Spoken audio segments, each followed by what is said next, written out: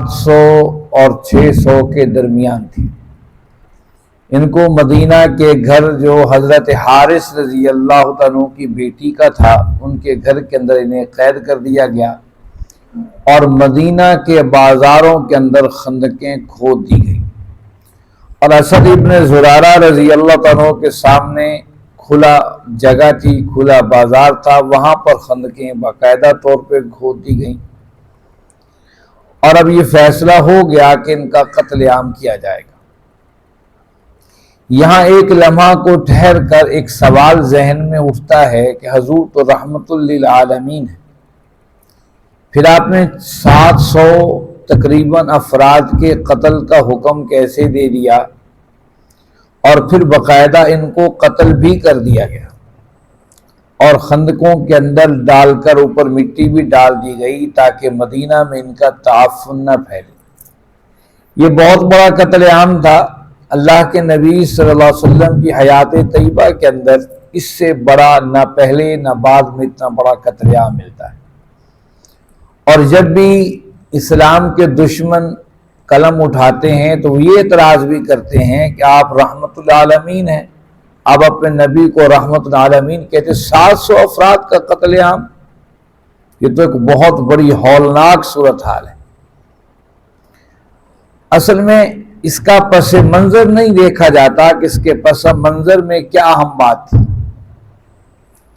اس کے پس منظر میں جب اللہ کے نبی صلی اللہ علیہ وسلم مکہ سے مدینے تشریف لائے تھے، ایک معاہدہ طے پایا تھا جسے میثاق مدینہ کہا جاتا ہے۔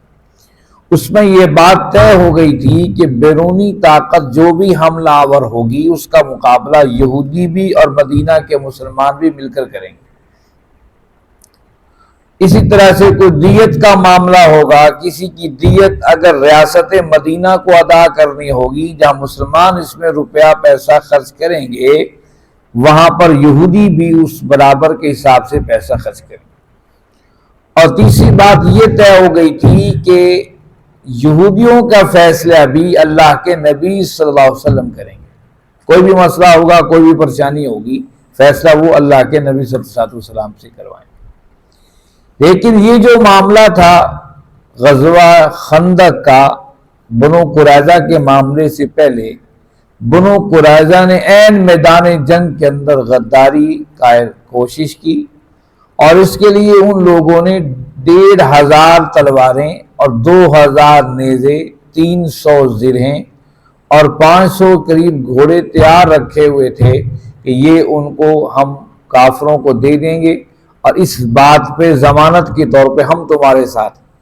اور اس کے جواب کے اندر یہ ساتھ ساتھ یہ بھی طے ہو گیا تھا کہ اہل مکہ کو اپنی طرف سے بنو قریظہ کی طرف سے جہاں خندق نہیں کھودی گئی تھی وہاں سے رسائی دی جائے گی اور مسلمانوں کا قتل عام کیا جائے گا۔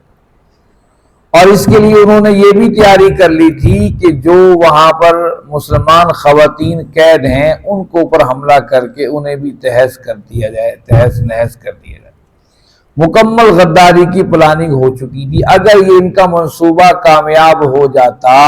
تو مدینہ ایک ہولناک نقشے کی صورتحال پیش کر رہا تھا۔ اسلام سے پہلے بھی اور اسلام کے بعد آج کے اس موجودہ دور کے اندر بھی جو اس اسٹیٹ سے غداری کرتا ہے، جو ان قوانین سے غداری کرتا ہے، اس کی موت سزائے موت ہی ہے۔ دوسری بات یہ ہے، اللہ کے نبی صلی اللہ علیہ وسلم نے خود فیصلہ نہیں فرمایا، اس قتل عام کا فیصلہ آپ کا ذاتی فیصلہ نہیں تھا۔ جب بار بار اصرار کے باوجود آپ نے اس فرد کو منتخب کیا اور چنا جس پر بنو قریظہ کو بھی اعتماد تھا اور بنو اوس پورے قبیلے کو بھی یقین تھا، آپ نے خود فیصلہ نہیں فرمایا۔ اور جب بھی پنچایتیں بیٹھتی ہیں اور جب کوئی فیصلہ ہو جاتا ہے اس فیصلے کو تسلیم کیا جاتا ہے، تو یہ فیصلہ یہ تھا۔ لیکن اس کے باوجود خندقیں کھودی گئیں اور بلا بلا کر جب قتل عام کیا جا رہا تھا، اللہ کے نبی صلی اللہ علیہ وسلم نے حکم دیا کہ جو بالغ فرد ہیں انہی کو قتل کیا جائے، جو عورتیں ہیں، جو نابالغ ہیں، جو بچے ہیں انہیں چھوڑ دیا جائے۔ 700 کے قریب ایسی خواتین تھیں اور بچے تھے جنہیں چھوڑ دیا گیا۔ ان میں سے ایک مشہور شخصیت ہیں عطیہ، حضرت عطیہ رضی اللہ تعالیٰ عنہ، ان کا تعلق بنو قریظہ سے تھا، اور یہ طے ہو گیا تھا جس پر بلوغت کی علامت نہ ہو اسے چھوڑ دیا جائے۔ تو صحابہ بغلیں دیکھتے تھے اور ناف کے بال دیکھتے تھے، جس کے آگے اسے قتل کر دیا جاتا تھا۔ اور جب عطیہ قرظی رضی اللہ تعالیٰ کو لے آیا گیا، یہودی تھے، جب ان کے زیر ناف بال دیکھے گئے تو زیر ناف بال نہیں تھے، انہیں چھوڑ دیا گیا، اور انہوں بعد میں اسلام قبول کر لیا، اور ان سے 49 احادیث روایت ہیں، ان میں سے آدھی سے زیادہ امام بخاری اور امام مسلم رحمۃ اللہ علیہ نے روایات کی ہیں اپنی کتاب بخاری شریف اور مسلم شریف۔ اسی طریقے سے بعد ایک ایسا یہودی بھی تھا جو نابینا تھا، معذور تھا، ایک صحابی نے انہیں رہا کروا کر اللہ کے اجازت لے کر اسے رہا کروایا، اور کسی خاتون کو نہیں چھیڑا گیا۔ ایسے موقع پر عورتیں تو ہاتھ میں آ جاتی ہیں، لوگ کیا سے کیا کر دیتے ہیں، لیکن آپ نے عورتوں کو اور بچوں کو بالکل نہیں چھیڑا۔ ہاں، اس معاملے میں ایک اہم واقعہ ضرور ہوا۔ حوی بن اخطب، یہ اللہ کے نبی صلی اللہ علیہ وسلم کی بیوی ام المؤمنین حضرت صفیہ رضی اللہ تعالی عنہ کا والد تھا، اور یہ یہودی تھا، اور جب یہ بنو قریظہ کا معاملہ اس سے پہلے آ کر بنو قریظہ غداری پر ابھارنے والا حوی بن اخطب تھا، اور حوی بن اخطب نے کہا کہ بھئی اگر تم لوگ ایسا کرو گے میرا جینا مرنا تمہارے ساتھ ہے، اور بنو قریظہ نے اس کے فیصلے پر غداری کا فیصلہ کر لیا تھا، حوی بن اخطب بھی انہی کے ساتھ رہا، کہا جو تمہارا انجام وہ میرا انجام۔ اور جب حوی بن اخطب کو لایا گیا خندق کے اندر قتل کرنے کے لیے، اس کے جسم پر ایک لباس تھا جسے جگہ جگہ سے اس کو کاٹ اور پھاڑ رکھا تھا،